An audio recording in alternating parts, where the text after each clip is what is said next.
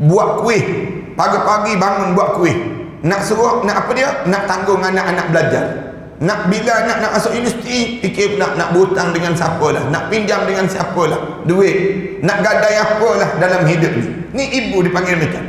Bila begitu baca doa, wa khuluf li khairan minha, ya Allah gantikanlah yang lebih baik, khairan min, ya Allah gantikanlah yang lebih baik daripada apa yang terbaik daripada yang pernah ada dalam hidup ini. Ganti-ganti itu tak semestinya Allah gantikan dengan orang. Kadang-kadang Allah gantikan dengan kehidupan jiran-jiran yang baik. Kadang-kadang Allah gantikan kita dengan nikmat-nikmat yang lain. Yang Allah gantikan, walaupun kita kata, Ustaz, saya ni baca doa ni dah berpuluh tahun, tak ada seorang pun masuk minang saya. Jangan jawab demikian. Ganti-ganti ni Allah nak gantikan yang terbaik di sisi Allah. Di sisi Allah, bukan di sisi kita, tidak. سنخوض معاركنا معهم وسنمضي جموعا نردعهم ونعيد الحق المغتصب وبكل القوة ندفعهم بسلاح الحق البتار سنحرر أرض الأحرار ونعيد الطهر إلى القدس من بعد الذل وذا العار بسم الله الرحمن الرحيم. الحمد لله رب العالمين، والصلاة والسلام على أشرف الأنبياء والمرسلين وعلى آله وصحبه أجمعين. سبحانك لا علم لنا إلا ما علمتنا إنك أنت العليم الحكيم. يا عليم علمنا من علمك كما ترضى به عنا. يا حليم خلقنا بخلق الحلم وحققنا بحقائق العلم. اللهم أخرجنا من ظلمات الوهم وأكرمنا بنور الفهم وافتح علينا بمعرفة العلم وحسن أخلاقنا بالحلم وسهل لنا أبواب فضلك وانصر علينا من خزائن رحمتك يا أرحم الراحمين ويا أرحم الراحمين ويا أرحم الراحمين. أما بعد. Hadirin yang hormat sekalian, alhamdulillah kita syukur pada Allah kerana sekali lagi pada pagi yang baik ini kita diberi peluang oleh Allah untuk kita meneruskan pengajian kita dalam membicarakan tentang saat-saat menghampiri kematian. Bila kita dekat dengan kematian itu merupakan masa yang paling penting dalam hidup kita untuk kita jaga agama kita supaya jangan sampai peringkat di kalangan kitanya mati dalam keadaan hilang agama. Yang ni kita kena faham pada diri kita ni. Waktu mana kita dekat nak menghadap depan Allah, kita kena pastikan diri kita, keluarga kita dan juga seluruh mereka yang dekat dengan diri kita ni supaya mati dalam keadaan husnul khatimah. Husnul khatimah ni dia menjadikan penentuan pada perjalanan hidup kita akan datang nanti. Kalau sekiranya kita dapat husnul khatimah, dalam kubur kita pun dipanggil masa nikmat dalam hidup kita dalam kubur. Bila kita bangkit di akhirat nanti pun kita dapat nikmat juga kerana husnul khatimah tadi. Kemudian waktu mana kita melalui titian sirat pun kita dapat nikmat juga sehingga kan kita dimasukkan ke dalam syurga. Maknanya dalam hidup kita ni masa yang paling penting dalam hidup bila dekat nak mati. Bila dekat nak mati ni masa yang paling penting dalam hidup.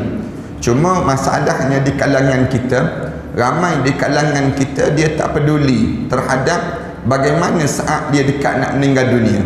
Dia yang pentingnya orang tu keluar nyawa daripada tubuh dan dia, maka berakhirlah perjalanan hidup. Dia rasa demikian. Islam dia tak menganggap demikian.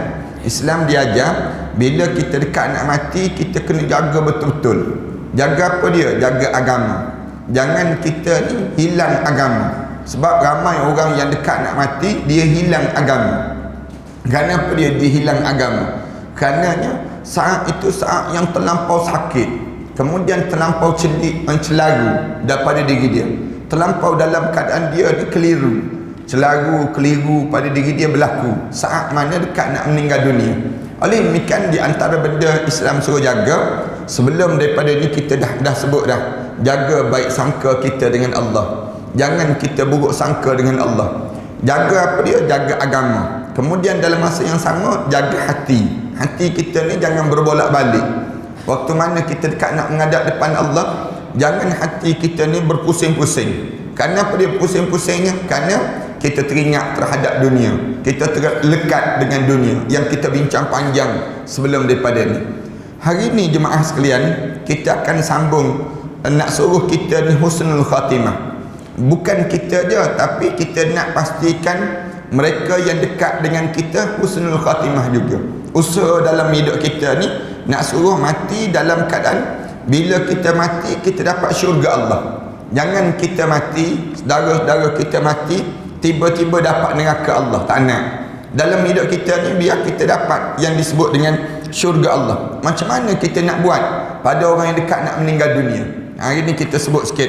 Berkata baiklah ketika mana melihat orang yang akan meninggal dunia. Bila dekat orang dekat nak meninggal dunia, kamu cakap kataan-kataan yang baik. Kataan-kataan yang baik ni penting pada orang yang dekat nak meninggal dunia dan yang telah meninggal dunia. Dua-dua. Bila kita duduk dekat dengan jenazah, jangan cakap benda-benda yang tak baik. Ni insya-Allah kita akan bincang tajuk ni lah. Tajuk kenapa Islam nak suruh kita ni berkata baik. Bila dekat nak meninggal dunia, bagi tahu kalimah-kalimah yang baik pada orang yang dekat nak meninggal dunia. Jangan orang dekat nak meninggal dunia kita sibuk sebut apa dia? Restoran tu sedaplah makan gitu.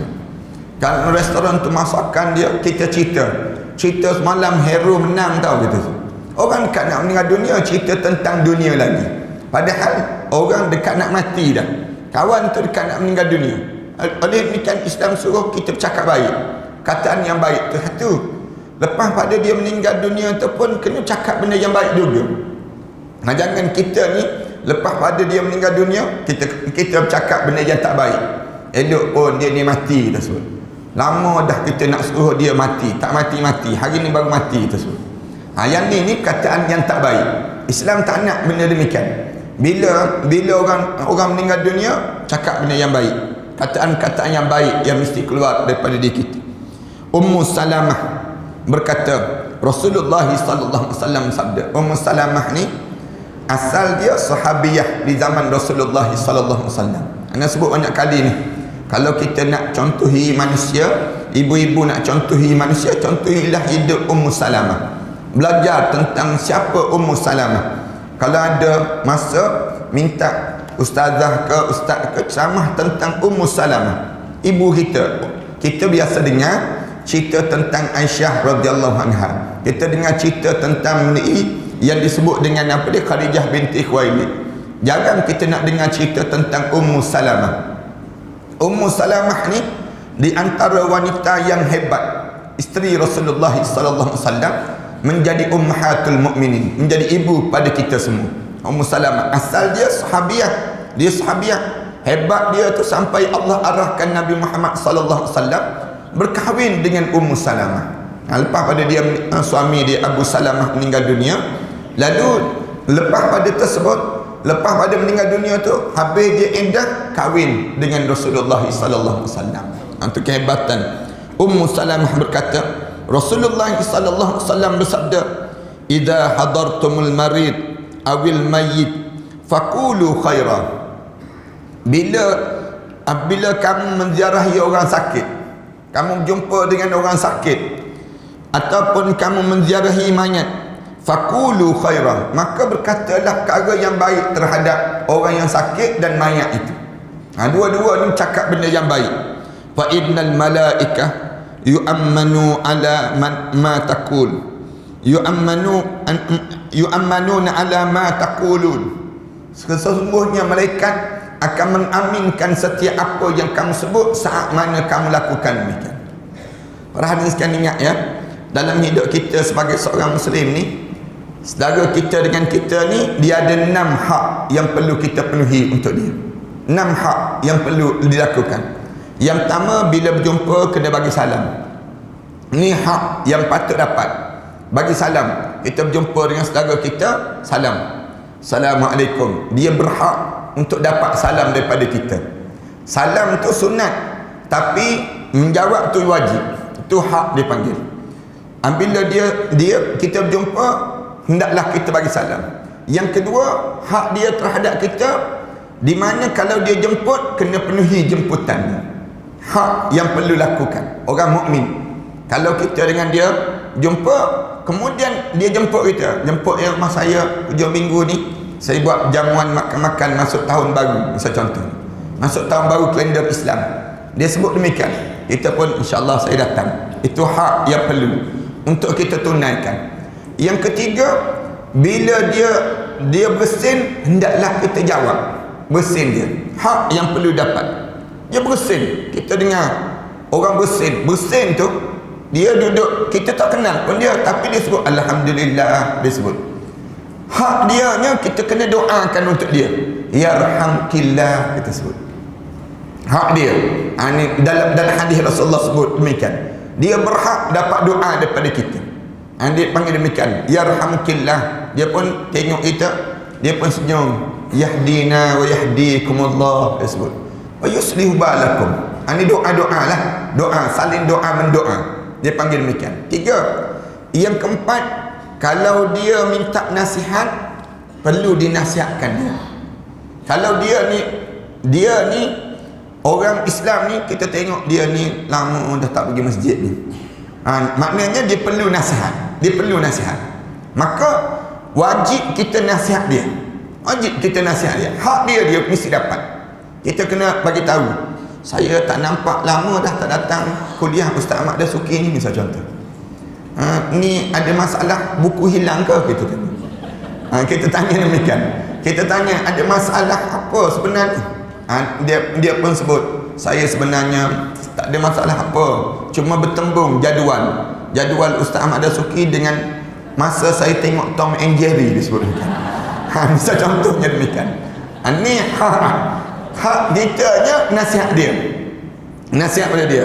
Sebenarnya saya rasa lebih baik untuk kita pergi dengar kejap je, ustaz pun datang lewat, kita sebut demikian. Kemudian kita sebut pada dia ni nasihat pada dia. Hak dia untuk dapat nasihat. Nanti di akhirat dia tak tuntut, dia tak akan tuntut pada kita. Kerana apa dia? Kerana kita telah sampaikan, kita tahu dia nak nasihat kita. Dia perlu. Macam jiran-jiran kita kan, jiran-jiran kita kadang-kadang kita tak bagi tahu pada dia yang kita datang belajar. Di akhirat nanti dia akan tuntut dengan kita. Dia akan tuntut dengan kita. Engkau pergi senyap-senyap je, dah lah keluar rumah senyap-senyap je tu. Kemudian lepas pada tu tak bagi tahu langsung pada aku, dulu ada majlis ilmu. Dia akan minta, dia akan tuntut. Engkau bila aku tanya ke mana tiap-tiap pagi Rabu, engkau bagi tahu pasar je. Tapi engkau sendiri tak bagi tahu yang engkau pergi belajar rupa-rupanya. Sebenarnya dia berhak dapat nasihat kita. Dia berhak dapat. Kita kena bagi tahu. Saya nak bagi tahu ya, lepas pada ni di akhirat nanti jangan tuntut lagi dengan saya. Nanti bagi tahu demikian. Setiap pagi Rabu ada majlis ilmu. Ingat ya, kita sebut ada jiran kita, setiap pagi Rabu ada majlis ilmu. Kita sebut demikian pada jiran-jiran kita. Kemudian soal dia nak datang tak datang, soal datang tak datang, saya tak nak tahu pada itu. Cuma saya nak bagi tahu, saya nak nasihat. Saya nak bagi tahu kerana saya nampak awak perlukan nasihat. Sebab buktinya apa dia? Awak perlukan nasihat. Setiap orang mukmin ini perlu nasihat, menasihati di antara satu sama lain. Ad-dinun nasihah. 4. Maknanya ni tanggungjawab kita dengan itu. Yang kelima, tanggungjawab kita apa dia? Hak setiap dia antara Islam dengan Muslim. Bila dia sakit, kita kena ziarah. Bila saudara mara kita sakit, jiran tetangga kita sakit, hak kamu untuk dapat pada diri dia boleh minta dengan kamu di akhirat nanti apa dia? Bila dia sakit, kamu kena ziarah.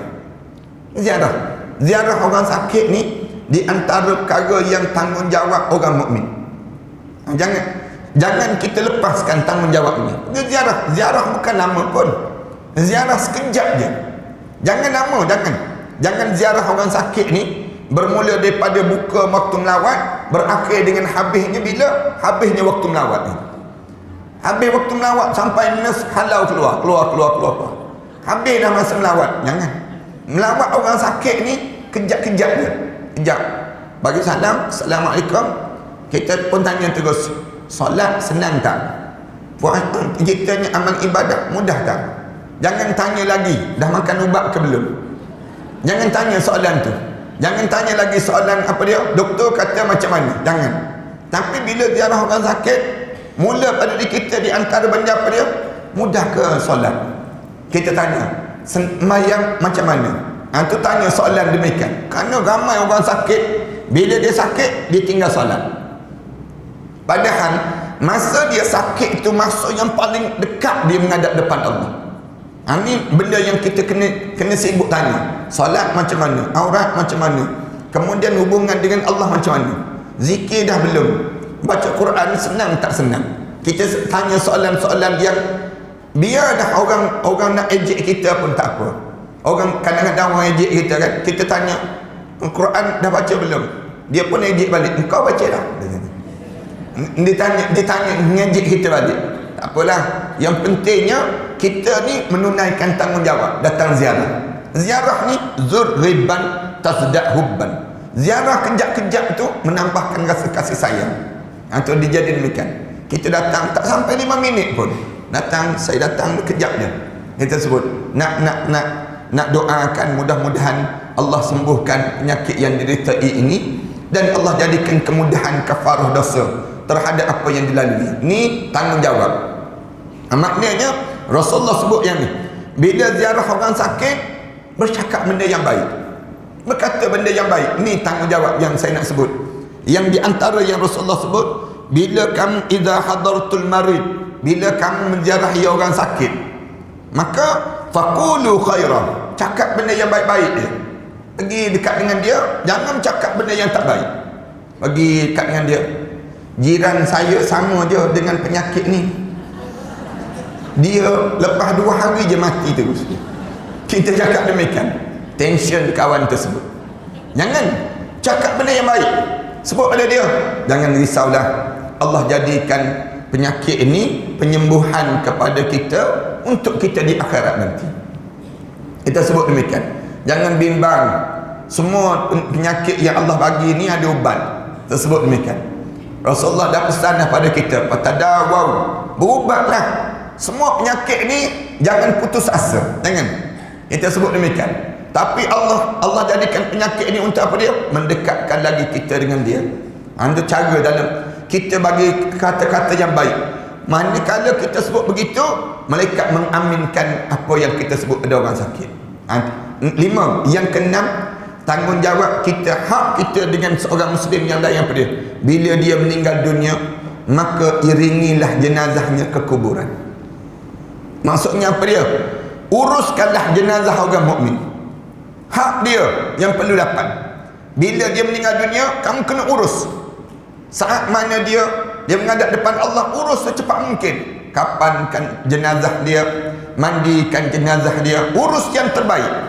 Pilih yang terbaik. Maksudnya kita ni panggil anak-anak dia, nak mandikan jenazah ayah ni pukul berapa kita sebut. Kemudian anak kita kata pukul 4 petang besok, misal contoh. Kita sebut jangan. Ayah kan dah meninggal dunia sekarang, kita sebut pada dia, ayah ni kalau dia ahli syurga, dia nak cepat masuk syurga. Kita sebut pada anak kita, habis nak mandi bila? Katanya anak ni tanya bila? Kalau boleh malam ni terus. Kita urus sekarang terus. Ni pukul 10 malam dah, tak apalah 10 malam pun kita urus terus. Kemudian dia kata nak ke bumi malam ni ke terus? Ya, ke bumi malam ni terus. Kerana apa dia? Kerana di antara perkara yang paling baik untuk dipercepatkan pada seorang, menguruskan pengkebumian dia secepat mungkin untuk menghadap di hadapan Allah. Anak dia jawab, anak yang bongsu tak sampai lagi, anak yang sulung tak sampai lagi. Katakanlah demikian, nak tunggu anak. Kita jawab, tak payah tunggu. Tak payah tunggu. Kerana apa dia? Kerana jenazah ni nak cepat untuk menghadap depan Allah. Dan Rasulullah sallallahu alaihi wasallam pun nak suruh secepat mungkin, kecuali jenazah pemimpin. Kalau dia pemimpin, tunggu peralihan dahulu. Peralihan kuasa berlaku. Maksudnya dilantik yang disebut pengganti dia dah ada dah, baru boleh dikebumi jenazah ni. Itu beza lagi. Kalau jenazah orang awam biasa, orang-orang soleh, cepatkan. Kerana dia tak ada urusan dengan masalah kepimpinan. Jadi dipercepatkan menjadi keutamaan. Lepas mana tu, bila nak mandi, kita tolong anak-anak dia mandi. Kita tolong baca doa kita sebut. Waktu mana mandi itu baca doa. Kemudian jangan cakap benda-benda yang lara. Jangan cakap benda-benda yang tak baik. Bila ada orang yang buat benda yang tak baik, orang di sekitar tu dalam keadaan hisap rokok dan sebagainya, kita bagi tahu dia, minta maaf ya, hormat sikit jenazah yang ada. Jangan hisap rokok di kawasan ini.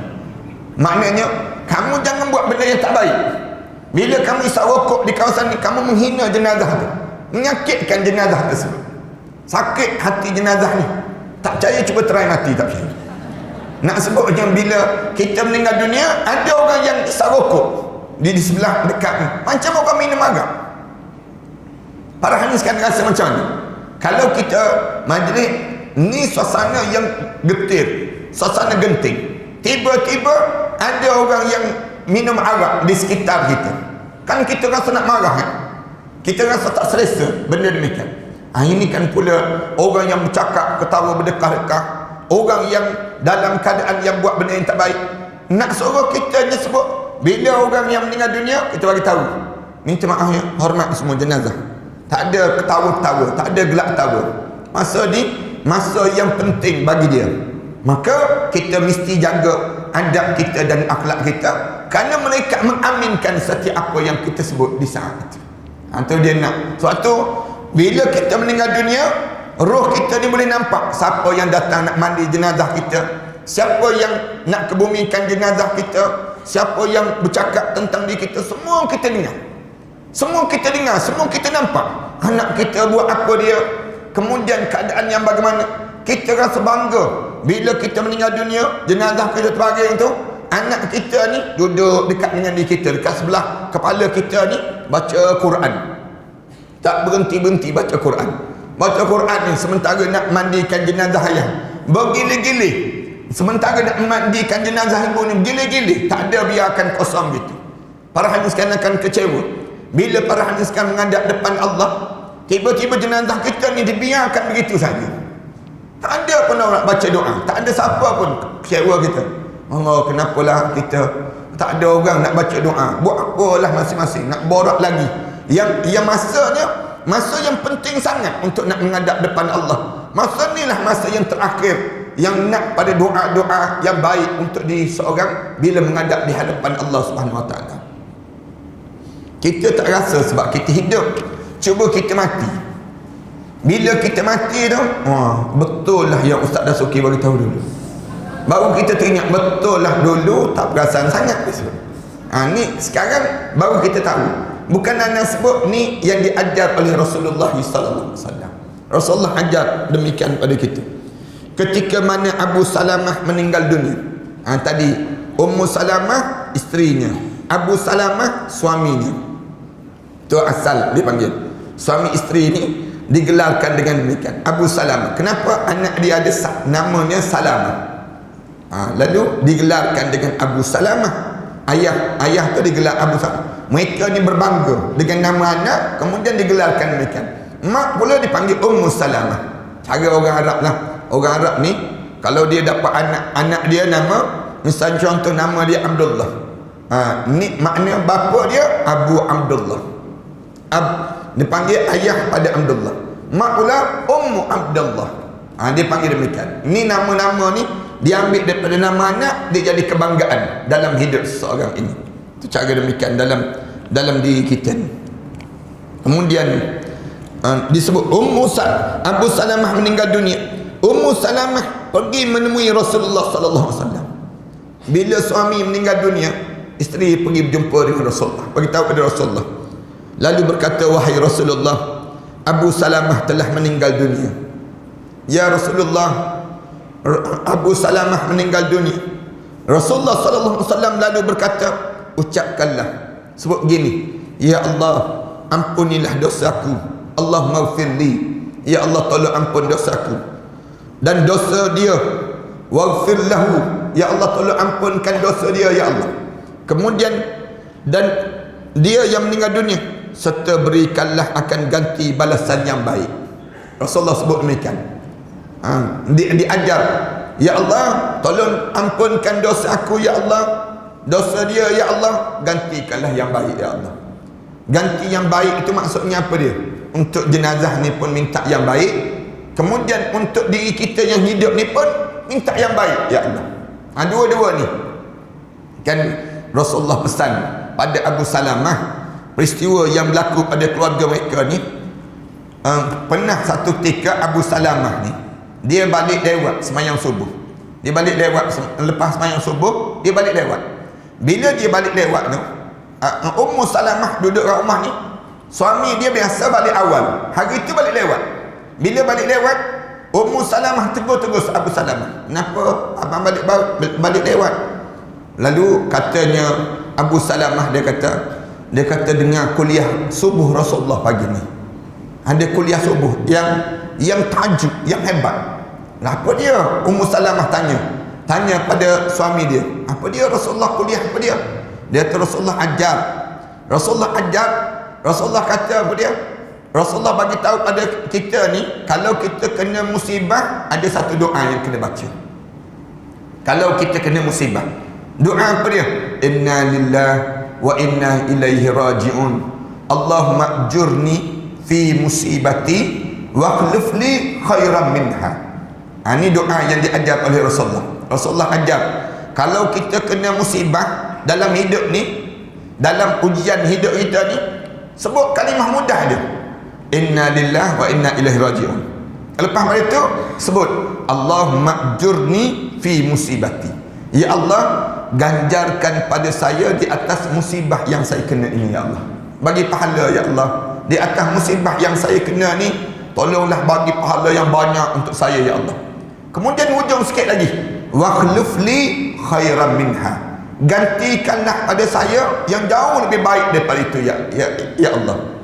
Maknanya kita ni kena musibah aja, apa saja musibah sebut wa akhlif li khairan minha, gantikanlah pada saya yang lebih baik daripada apa yang saya kena ini. Mudahkan doa ni, cuba ikut ramai-ramai. Inna lillahi wa inna ilaihi raji'un. Allahumma ajurni fi musibati wa akhlif li khairan minha. Tu je, pendek je doa tu. Tak ingat juga tu, memang makan semut banyak tu. Kalau tak ingat juga, doa yang mudah je, wa akhlif li khairan minha. Tu para hadis kan boleh jumpa banyak doa ni. Lalu Rasulullah ajar doa ni pada keluarga, dan didengari oleh Abu Salamah. Abu Salamah ni dengar, dia ajar pada Ummu Salamah. Ummu Salamah ni tiap-tiap hari baca doa, baca doa. Selang sebulan je meninggal dunia Abu Salamah. Lepas pada belajar tu meninggal dunia.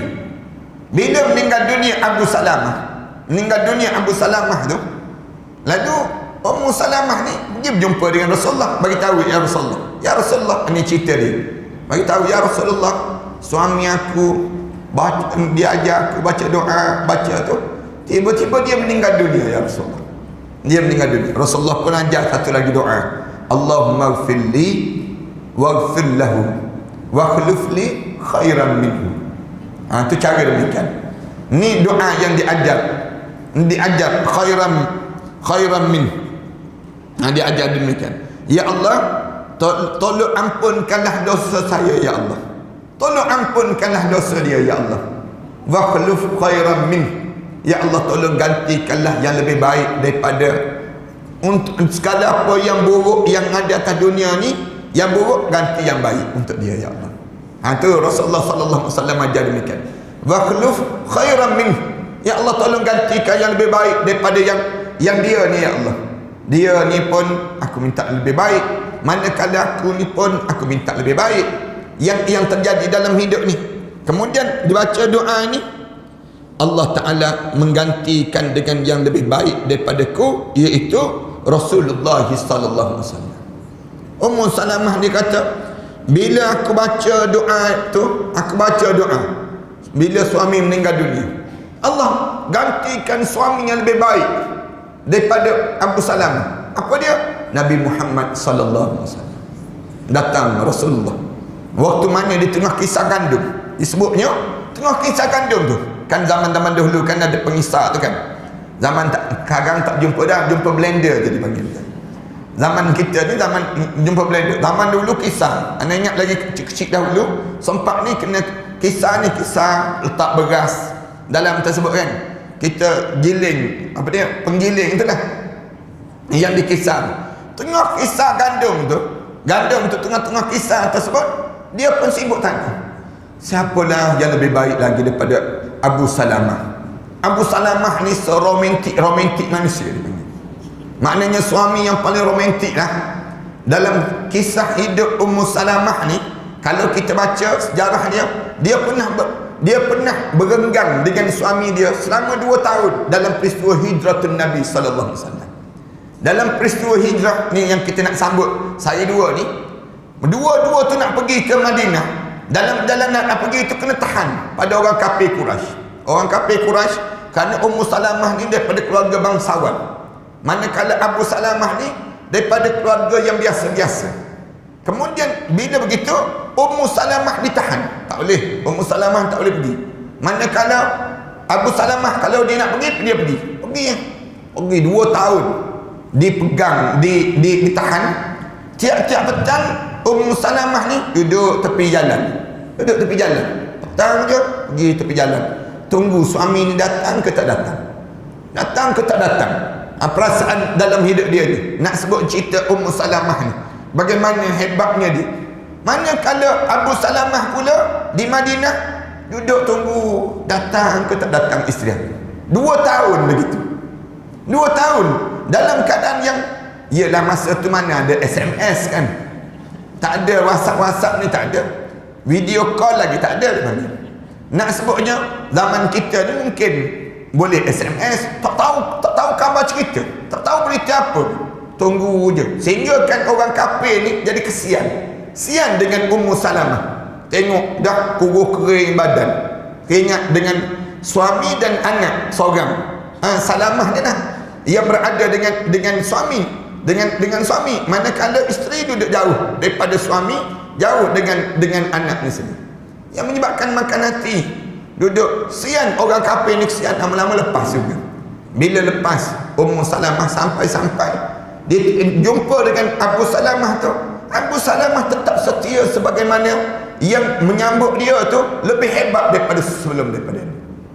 Ini cerita bagaimana, kalau orang cerita Romeo and Juliet dia panggil, cerita inilah pasangan cinta yang hebat, tak kata pasangan cinta hebat atas dunia ni, bercinta kerana Allah betul-betul, ialah Ummu Salamah dengan Abu Salamah. Di antara contoh sahabat yang hebat dalam sejarah ini. Kemudian katanya Ummu Salamah, Allah lalu menggantikan bila aku baca doa itu dengan orang yang lebih baik daripadaku, iaitu Rasulullah sallallahu alaihi wasallam. Dalam hidup dia bila baca doa, waqluf li khairan min, ya Allah tolong gantikan pada saya yang lebih baik daripada apa yang saya alami ini. Saya faham, maksudnya kita kena faham, ibu ni bila seorang isteri ni, bila suami meninggal dunia, patahlah bahu dia, patahlah kekuatan dia panggil. Dalam hidup ni bila patah ni, dia rasa susah dia, tak sama lagi dengan waktu mana ada suami. Waktu mana ada suami, mungkin kalau ada kerja-kerja tertentu, dia boleh minta tolong kepada suami, suami akan tolong, dia panggil mereka. Tapi bila suami meninggal dunia, segala benda kena buat sendiri. Tong gas kena beli sendiri, dia panggil. Senang ceritanya. Kemudian kena usung sendiri. Kemudian anak minta duit, nak bayar yuran, nak bayar itu, temenung seorang-seorang. Mana yang mata? Ini anak dapat lihat bagaimana mak anak waktu mana arwah ayah meninggal dunia, nampak dia mengalir air mata. Susahnya nak dapat, nak cari rezeki. Buat kuih, pagi-pagi bangun buat kuih. Nak suruh, nak apa dia? Nak tanggung anak-anak belajar. Nak bila nak masuk universiti, fikir nak berhutang dengan siapa lah, nak pinjam dengan siapa lah duit, nak gadai apa lah dalam hidup ni. Ni ibu dipanggil macam. Bila begitu, baca doa. Baca doa. Wa khuluf li khairan minha. Ya Allah, gantikanlah yang lebih baik. Khairan min. Ya Allah, gantikanlah yang lebih baik daripada apa yang terbaik daripada yang pernah ada dalam hidup ini. Ganti-ganti itu tak semestinya Allah gantikan dengan orang. Kadang-kadang Allah gantikan dengan kehidupan jiran-jiran yang baik. Kadang-kadang Allah gantikan kita dengan nikmat-nikmat yang lain. Yang Allah gantikan, walaupun kita kata, Ustaz, saya ni baca doa ni dah berpuluh tahun, tak ada seorang pun masuk minang saya. Jangan jawab demikian. Ganti-ganti ni Allah nak gantikan yang terbaik di sisi Allah. Di sisi Allah, bukan di sisi kita. Tidak. Kita kena letak benda demikian pada diri kita. Jangan pula lepas pada ni menyalahkan anak pula. Ustaz ajar ajaran sesat itu. Tak, bukan nak sebutnya.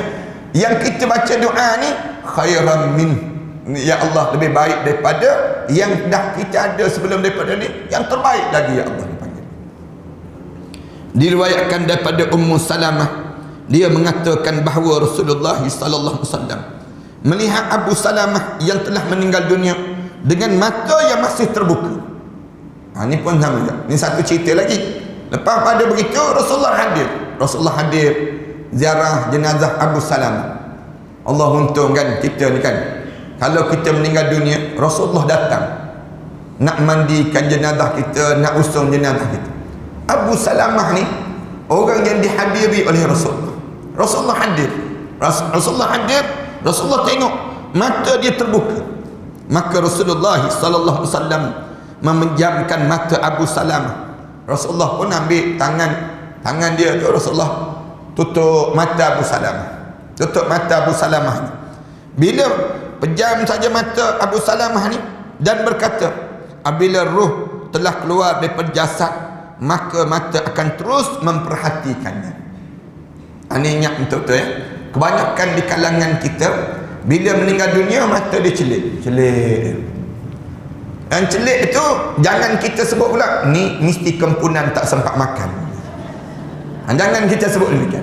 Ni perangai orang Melayu kita ni, mati celik ni, dia kata mesti ada benda yang tak sempat. Dia fikir mikir. Bukan. Islam ajar bila mata celik itu kenapa? Dia melihat ruh dia sedang keluar daripada badan dia. Mengikut. Dia naik, ruh dia naik. Dia bukan keluar ke hidung. Dia keluar ke mana? Ke mata. Keluar melalui mata. Lalu mata dia pun celik, dia tengok je. Kita pula jangan ngeri. Jangan kita pula takutlah mata celik dah. Jangan. Ada setengah-setengah orang bila mata celik, dia pergi ambil duit, dia tutup atas mata. Ini zaman-zaman dulu kan. Bila letak duit, nak suruh tutup mata ni, ambil duit. Duit 5 sen ke, duit 20 sen ke, dia pergi letak. Tu dipanggil mata duitan tu dipanggil. Tu yang mati pun dengan duit lagi dipanggil. Kita ni jangan demikian. Biar kita ni bila mata tu celik, ambil tutup. Katakanlah kita tutup kelopak mata ni, tutup, dia terbuka juga. Ambil minyak apa dia? Minyak zaitun. Sapu je minyak zaitun ni atas alis mata dia tu. Lama-lama kita tekan, dia akan tolak, dia pun tertutup mata tersebut. Tu cara Rasulullah sallallahu alaihi wasallam, dia tutup mata keluarga Abu Salamah. Bila tengok saja Rasulullah buat demikian, mereka menjerit kerana meninggal dunia Abu Salamah. Maka Rasulullah berkata pada mereka, hendaklah kamu memohon yang baik-baik saja. Orang Arab ni, kalau ada orang meninggal dunia, cara dia bertempik. Dia tempik sejak zaman dahulu dia bertempik meraut. Dia tepuk muka, dia ambil tanah, dia lempar di muka dia. Dia pejam mata, pejam juga matanya. Dia pejam mata tu, dia pukul muka dia ni. Kerana apa dia? Seolah-olah dia meratap di atas kematian yang berlaku ini sendiri. Dia meratap kematian yang berlaku tadi, dia ratap tanda dia ni rasa sedih, konon-kononnya demikian. Ini cara mereka. Yang ni dilakukan oleh orang Cina zaman kita sekarang. Orang Cina tempat kita ni dia buat pasukan menangis, dia panggil. Pasukan menangis untuk mengatap orang yang mati. Sekarang tak buat dah. Dia pasang tape pula. Tape orang menangis. Kerana orang menangis tak tahan. Pasang tape lah, senang cerita. Tipu juga, orang mati pun kena tipu. Nak sebutnya gambaran bagaimana kan dulu kan letak buah orange, letak buah nenas, letak buah apple dan sebagainya. Letak hilang. Rupanya ada yang pergi ambil, letak buah plastik sama dia. Tak buah plastik tak hilang lah. Duit sama tu lah. Bila mati kan dia bakar duit kan. Dia bakar duit. Sekarang tak bakar lah. Dia bakar duit lah.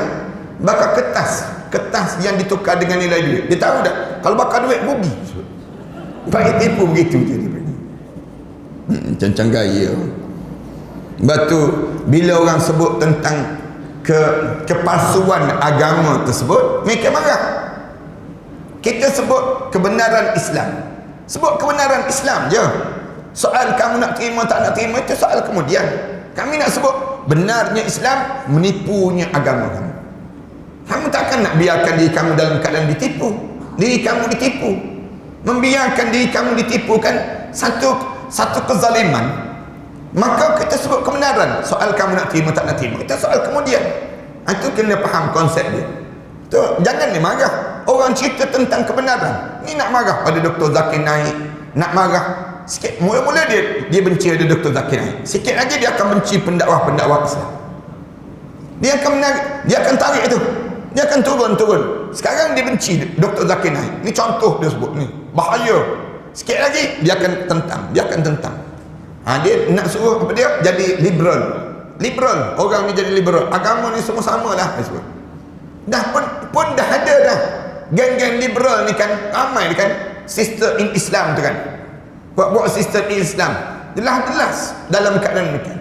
Kemarin alhamdulillah kalah mereka tersebut dalam yang mempertikaikan fatwa kerajaan Negeri Selangor, fatwa Mufti Selangor ni sebut sister in Islam tu sesat. Sebut sesat tu tikai dia fatwa tersebut. Alhamdulillah mahkamah sebut bahawa betul yang disebut oleh Majlis Agama Islam tersebut. Ini pun benda yang besar juga. Keluarga Abu Salamah semuanya menjerit kerana meninggal dunia Abu Salamah. Maka Rasulullah SAW berkata pada mereka, hendaklah kamu mohon yang baik-baik saja, kerana malaikat akan mengaminkan kata-kata kamu. Rasulullah kata, jangan bertempik, jangan mengarung. Bila orang meninggal dunia ni, sebut benda yang baik. Benda yang baik apa dia? Allahumma ighfir lahu. Ya Allah, tolong ampunkanlah dosa dia, ya Allah. Ulang yang tu je. Pergi jumpa orang jenazah tu. Bila kita masuk ziarah jenazah, ziarah orang meninggal dunia, jangan sibuk tanya dia mati sebab apa. Lalu orang tu jawab, dia mati sebab malaikat maut cabut nyawa dia. Sebut demikian. Nak sebutnya saat tersebut jangan sibuk lagi tanya. Memang sampai masa dia. Maka kita diajar supaya apa dia? Bila ziarah orang meninggal dunia, diajar supaya baca doa, Allahumma ighfir lahu.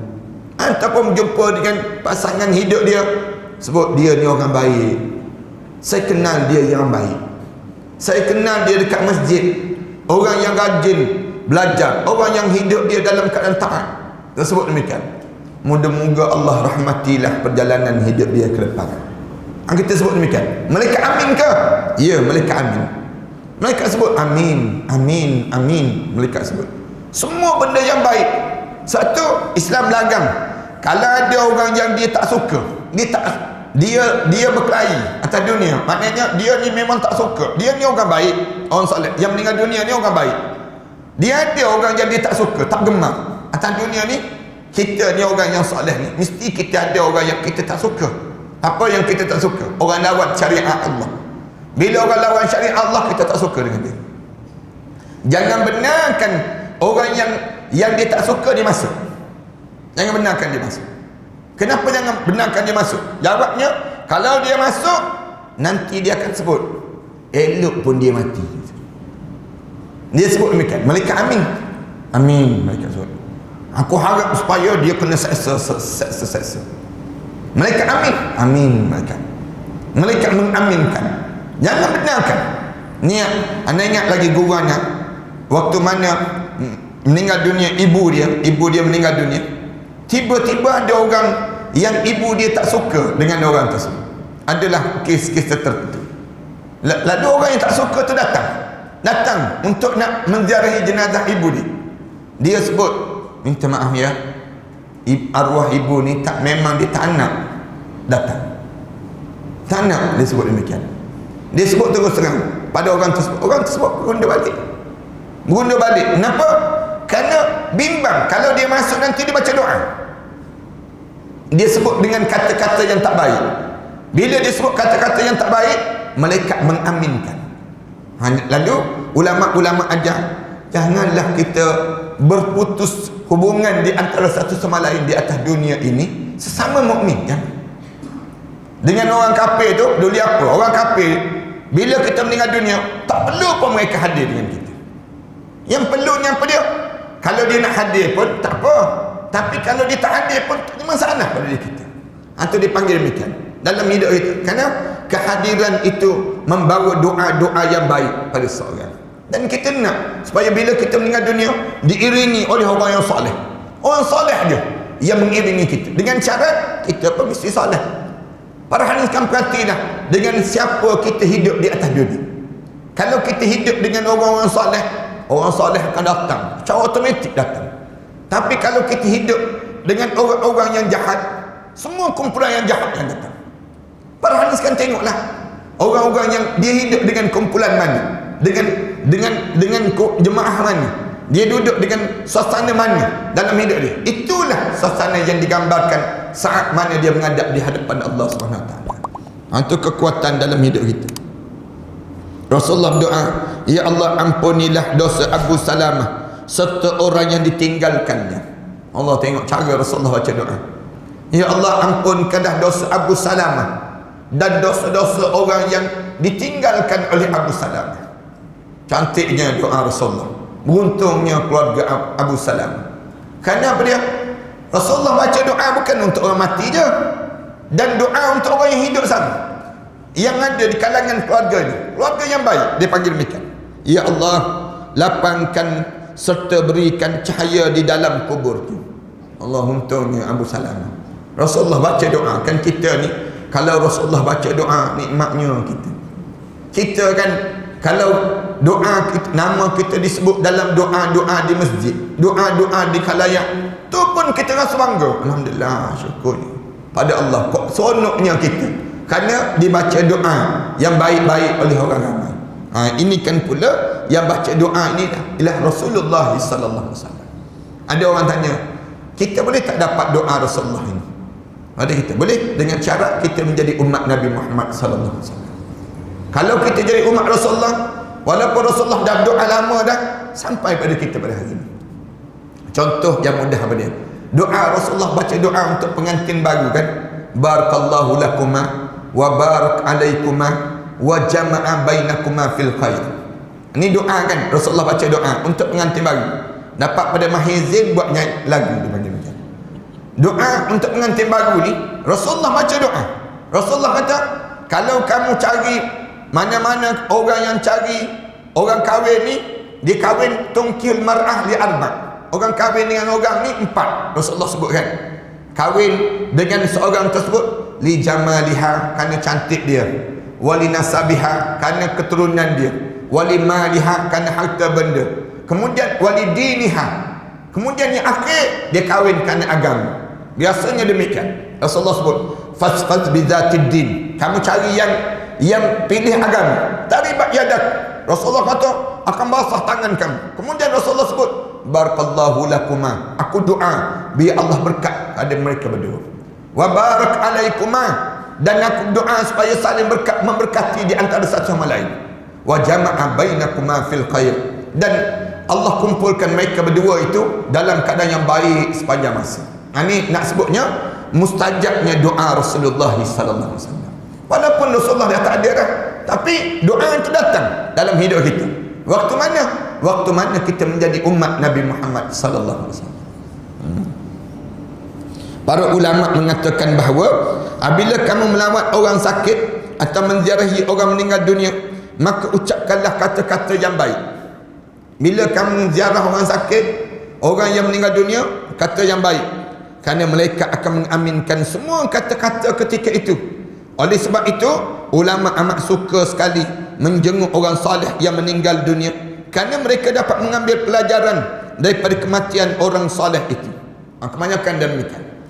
Bila ada orang salih meninggal dunia, maka ulama-ulama berkejaran untuk dah hadir, kerana daripada kematian dia akan menjadi satu ilmu, menjadi pengajaran dalam hidup.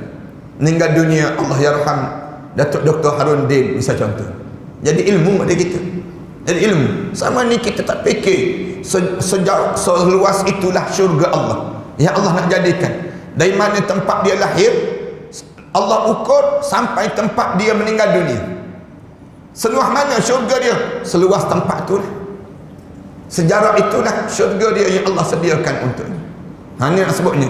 Sebab tu jangan rasa sedih bila kita meninggal dunia jauh daripada tempat kita lahir. Jangan sedih, kerana kita meninggal dunia jauh, lagi luas syurga kita, ke bumi jenazah kita. Nak sebut demikian. Kita kata kan nanti dia tak jumpa dengan adik-beradik dia pula, keluarga dia. Kalau dia buat amalan jauh, walaupun duduk sebelah-sebelah, tak jumpa. Amalan dia tak betul dengan agama. Kita letak suami isteri kan, suami isteri sebelah-sebelah, meninggal dunia letak sebelah-sebelah. Tapi kalau isteri dia syurga, suami dia neraka, tak jumpa. Tak jumpa. Betul lah. Kita kata, ya aku tak jumpa Ustaz. Cuba mati. Senang gitu. Tak boleh nak sebut lain dalam hidup kita. Hujah yang mudah dalam hidup kita ni, nak gambarkan ilmu dipanggil. Ni ilmu yang kita kena faham. Satu Islam diajar, janganlah kita nak sibuk-sibuk kalut-kalut, nak hantar balik dan sebagainya. Tak. Ilmu dalam hidup kita. Ini contoh-contoh yang mudah. Orang yang meninggal dunia, orang alim yang meninggal dunia, kita dapat ilmu. Allah yarham Tuan Guru Datuk Ni Abdul Aziz Nikmat. Bila dia meninggal dunia, manusia datang semayang jenazah 200,000 ke 300,000 orang. Jenazah nak, rumah dia jenazah nak sampai ke kubur tu makan masa 1 jam. Padahal kalau berjalan 5 minit sampai. Tapi nak sebutnya jenazah tu usung. Saat mana anak ada waktu anak yang usung, kita yang usung. Bila kita usung tu, kita nampak awan tu iring sekali. Bila jenazah tu turun ke dalam liang lahat tu, nampak daun-daun kayu tu, bunga-bunga tu gugur. Saat tu wangi bau kubur. Nak sebut apa dia? Pelajaran. Kita belajar. Untungnya orang saleh. Kalau yang saleh meninggal dunia, orang saleh, dia bersedia untuk menghadap di hadapan Allah. Ini nak sebut contoh-contoh orang saleh ni kebanyakan direbuti dan dikagumi di kalangan mereka yang demikian, dan mendoakan serta orang yang ditinggalkan itu. Kebanyakan orang saleh dia akan mendoakan. Itu anda sebut pada jemaah sekalian kan, kalau ada di kalangan kita meninggal dunia, tolong bagi tahu pada anda apa tak apa. Hantar mesej, Ustaz, jemaah kita meninggal dunia, misal contoh. Bagi tahu di kalangan kita supaya kita boleh baca doa. Allahumma ighfir laha warhamha wa'afiha wa'fu anha. Paling tidak, kalau tak sempat hadir pun ada orang baca doa untuk diri kita. Ini cara demikian, saling bagi tahu. Sekarang media kita lagi mudah kan. Kita boleh WhatsApp, kita boleh SMS, kita boleh, maknanya saling bagi tahu di kalangan kita. Ini penting. Kerana apa dia? Kerana doa-doa orang yang hidup ini akan banyak membantu dia waktu mana dia menghadap di depan Allah. Itu cara demikian. Jangan lupa lah sesama kita. Sebab tu jangan jauh dengan alim ulama. Hidup ni jangan jauh dengan masjid. Jangan jauh. Ni kadang-kadang bila kita tak datang masjid, bila kita tak datang masjid, tak datang majlis ilmu, kita meninggal dunia, kita nak cari orang alim. Waktu tu ada orang alim, orang masjid nak tolong kita, dia jadi tawar. Dia ni masjid pun tak pernah datang, dia ni tak pernah nampak pun, dia ni tak pernah hidup pun dalam komuniti kita. Tak pernah pun. Takkan kita nak tak beria pun datang.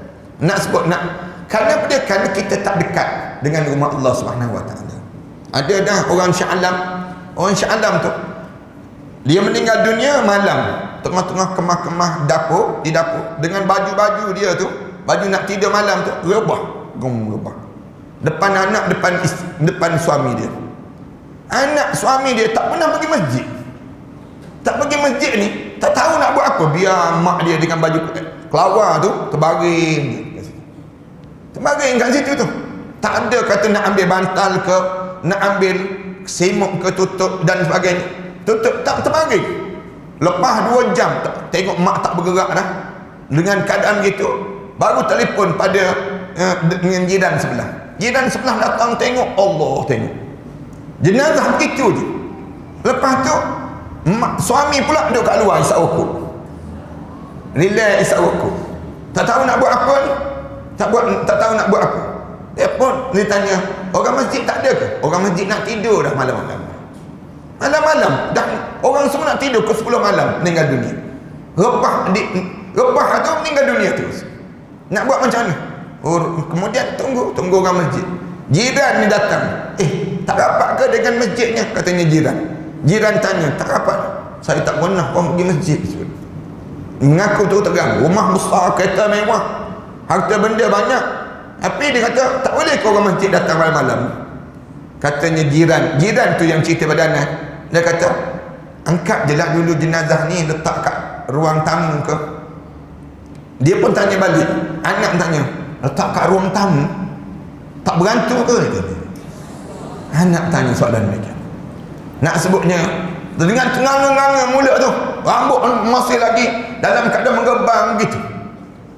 Ambillah jiran tu, tolong ambil ikat sikit dagu biar lekat sikit di atas.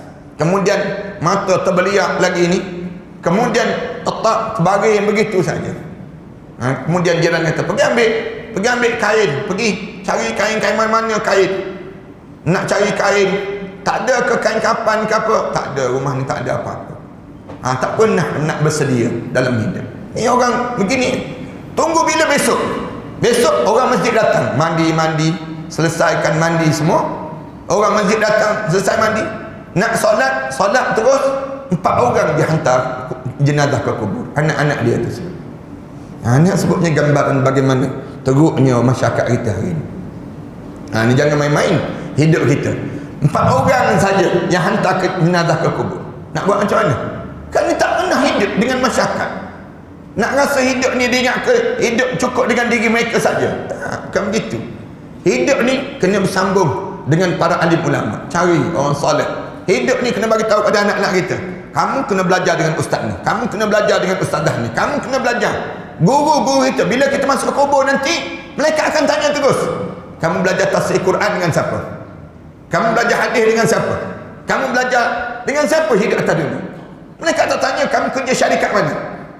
Mereka tak tanya kamu saham banyak mana, kamu bagaimana. Tak, Allah tak tanya benda demikian. Yang Allah tanya apa dia?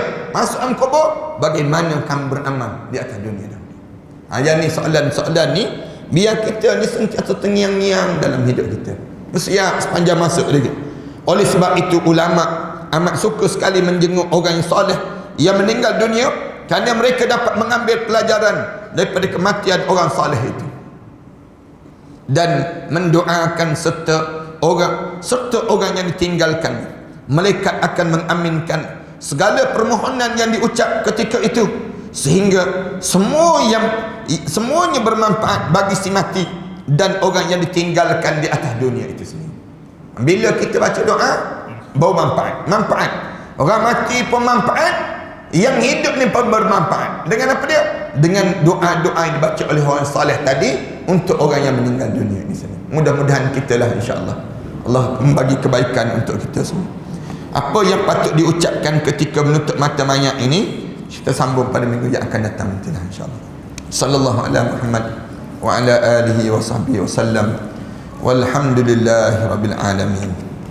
Bismillahirrahmanirrahim. Alhamdulillahirabbil alamin. Wassalatu wassalamu ala asyrafil anbiya wal mursalin wa ala alihi wa sahbihi ajma'in.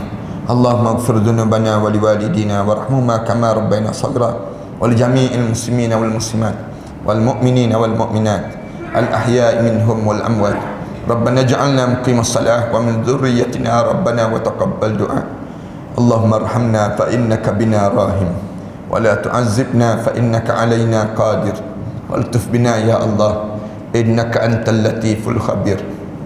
Ya Allah, ya Tuhan kami, menjelang penghujung tahun dalam perjalanan hidup kami ini, ya Allah, Kamu jadikanlah saat-saat yang kami lalui dalam hidup ini penuh dengan keberkatan, ya Allah. Masa-masa dalam hidup kami yang mendatang, ya Allah, penuh dengan kebaikan, ya Allah. Ya Allah, ya Tuhan kami, jadikanlah kami di kalangan hamba Kamu yang istiqamah dalam mentaati perintah Kamu, ya Allah. Istiqamah dalam kami menuntut ilmu, ya Allah. Ya Allah, lembutkanlah hati kami ini, ya Allah. Murahkanlah rezeki kami ini, ya Allah. Kamu jadikanlah setiap perjalanan hidup kami ini, ya Allah, kebaikan-kebaikan yang berterusan dalam umur-umur yang berbaki pada kami ini, ya Allah. Ya Allah, ya Tuhan kami pohon pada Kamu, ya Allah, terhadap apa yang pernah dipohon oleh Nabi kami Muhammad sallallahu alaihi wasallam. Jauhkanlah kami, ya Allah, daripada apa yang minta dijauhi oleh Nabi kami Muhammad sallallahu alaihi wasallam. Rahmatilah kedua ibu bapa kami, ya Allah. Rahmatilah guru-guru kami, ya Allah.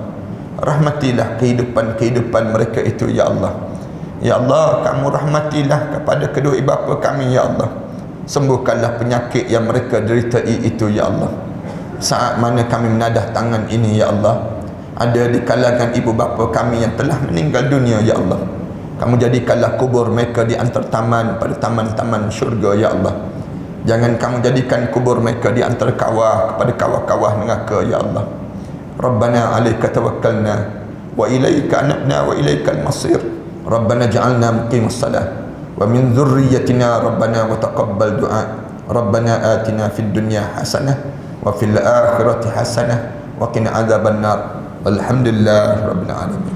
سنخوض معاركنا معهم وسنمضي جموعا نردعهم ونعيد الحق المغتصب وبكل القوة ندفعهم وبكل القوة ندفعهم بسلاح الحق البتار سنحرر أرض الأحرار ونعيد الطهر إلى القدس من بعد الذل وذا العار من بعد الذل وذا العار سنخوض معاركنا معهم وسنمضي جموعا نردعهم ونعيد الحق المغتصب وبكل القوة ندفعهم وبكل القوة ندفعهم بسلاح الحق البتار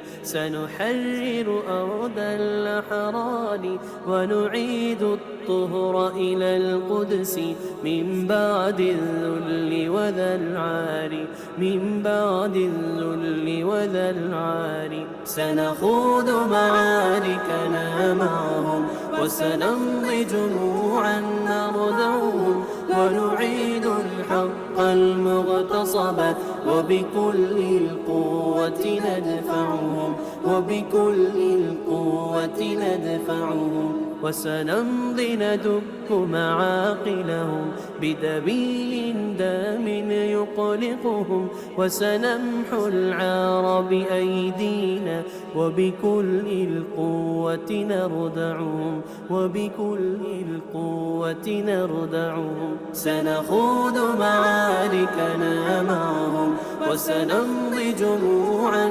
نردعهم ونعيد الحق المغتصب وبكل القوة ندفعهم وبكل القوة ندفعهم لن نرضى بجزء محتل لن نترك شبرا للذل ستمور الأرض وتحرقهم في الأرض براكين تغلي في الأرض براكين تغلي سنخوض معاركنا معهم وسنمضي جموعا نرضعهم ونعيد الحق المغتصب وبكل ندفعهم وبكل القوة ندفعهم سنخوض معاركنا معهم وسنمضي جموعا نردعهم ونعيد الحق المغتصب